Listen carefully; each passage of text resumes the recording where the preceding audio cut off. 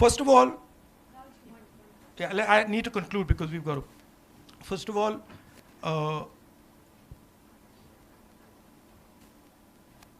I come to Kerala and I now have a bond with Kerala. It is not a, Kerala loves you too. no, I'm serious. See, you don't understand the depth of it. I'll tell you why. And I feel this, right? Because when I was under vicious attack, the most vicious, unfair attack,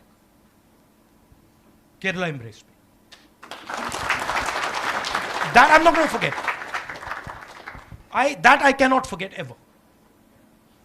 Many people embraced me, but Kerala embraced me. Right? So, that's the first thing. The second thing is that I've learnt a lot from you.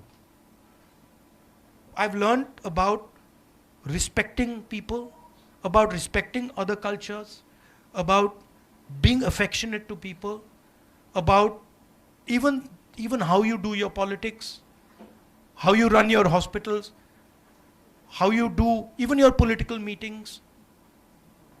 I've learned a lot from you. So I have a debt of gratitude towards you. I'm a debtor to the people of Kerala. Okay? And so for me,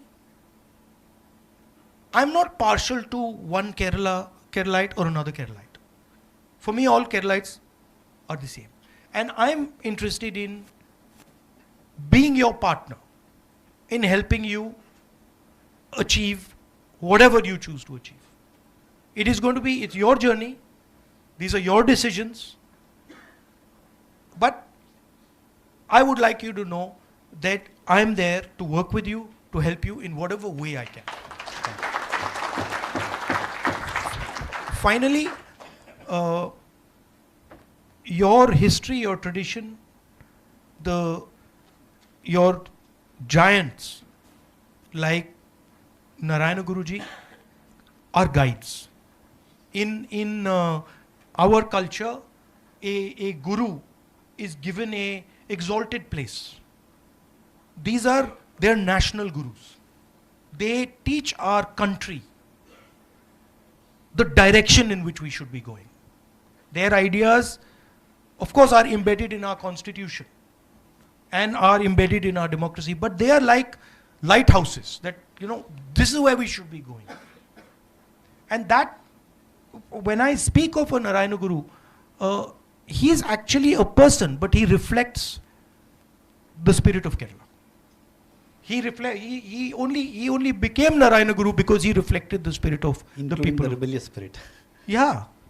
And he only became what he became because he expressed your spirit.